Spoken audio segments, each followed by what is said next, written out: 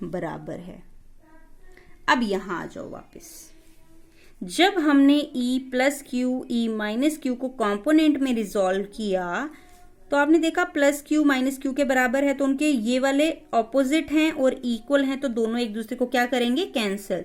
The vertical components cancel each other.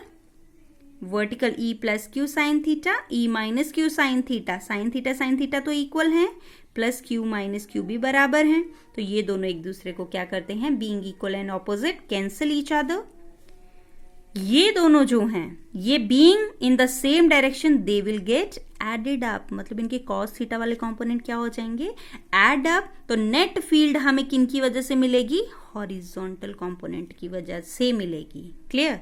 तो therefore अगर मैं यहां पे बात करूं नेट फील्ड कितनी आ जाएगी, E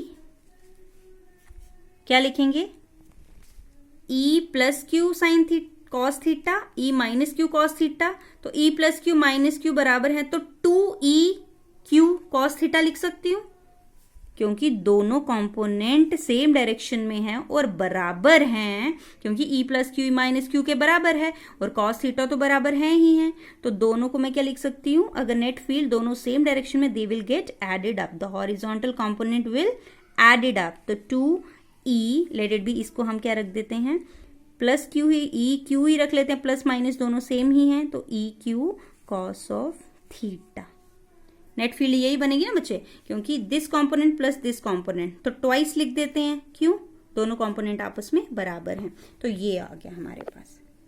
अब यहां से बच्चा E क्यू की वैल्यू तो आपको पता है, ये कॉस थीटा की निकाल लो, कितनी आएगी, यहां पे लगा लो इस ट्रायंगल में, APO या ABOP में किसी में भी लगा लो, तो कितना बनेगा बताओ, cos theta in triangle APO ले लो, तो cos theta, some people have curly black hairs, B upon H होता है, बेस अपॉन हाइपोटेन्यूज, तो इस ट्रायंगल में बेस कौन है, ये, और हाइपोटेन्यूज की वैल्यू तो आपको पता है कितनी थी, A square plus R square under root, यही थी, पहले भी हमने यहाँ पे निकाली ना बच्चे, PB या PB PA दोनों आपस में बराबर हैं, तो वैल्यू दोनों की क्या है, A square plus R square Pythagoras, तो इसकी value A square plus R square है और नीचे A है, तो यहाँ बेस कितना आ गया A और हाइपोटेन्यूज कितना आ गया A square plus R square.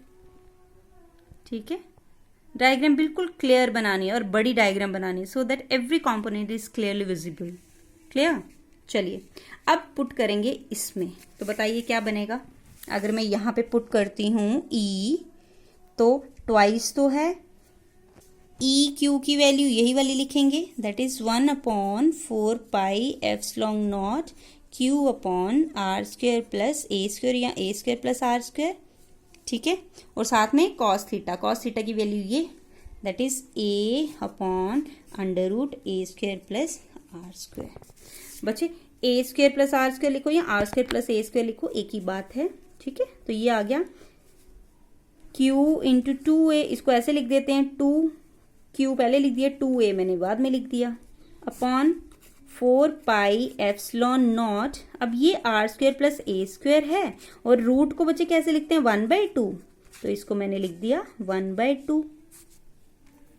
अब बताओ ये 1 है, ये 1/2 है, basis are same, powers are added, ये 1 प्लस 1/2 कितना हो जाएगा, 3/2, तो Q into 2A upon 4 pi epsilon not R square plus A square, 1 plus 1/2 3/2, this is the net electric field. अब Q इंटू 2A क्या होता है, वही अभी पीछे पढ़ा, the dipole movement, electric dipole movement, ये बन गया R square plus A square की पावर 3/2। अब अच्छा अभी ये तो मैंने मैग्नीट्यूड में लिखा ना, अब देखिए ये मैंने किस में लिखा बेटा, मैग्नीट्यूड वाइज। अगर मुझे इसकी डायरेक्शन बतानी, अब आप बताओगे डाइपोल की डायरेक्शन, डाइपोल मूवमेंट की डायरेक्शन होती है माइनस से प्लस, मतलब इस तरफ P की डायरेक्शन होती है, लेकिन यहां पे रिजल्टेंट किस डायरेक्शन में जा रहे हैं, उसके ऑपोजिट डायरेक्शन में, इसका मतलब E की डायरेक्शन होगी opposite to the direction of dipole movement. Dipole movement की डायरेक्शन तो मैंने शो की, बट माइनस साइन क्या बता रहा है कि डाइपोल मूवमेंट के ऑपोजिट उसकी डायरेक्शन है, दैट इज हियर।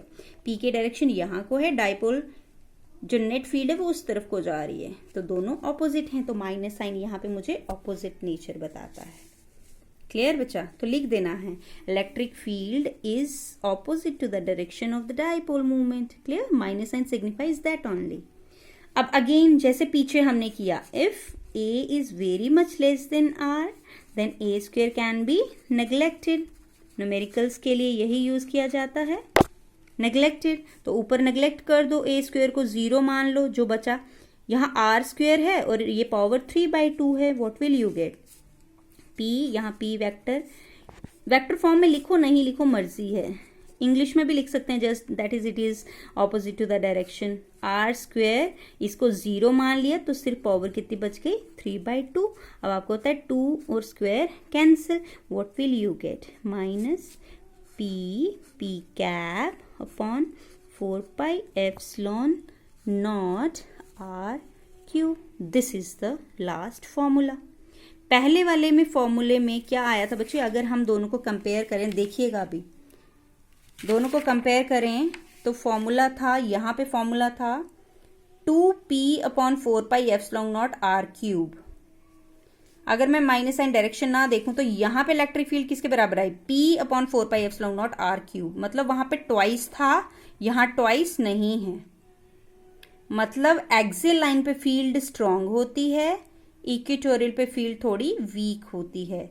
यहाँ पे डायरेक्शन डाइपोल मूवमेंट की डायरेक्शन के अलोंग ही है, यहाँ पे direction opposite to the direction of dipole movement है।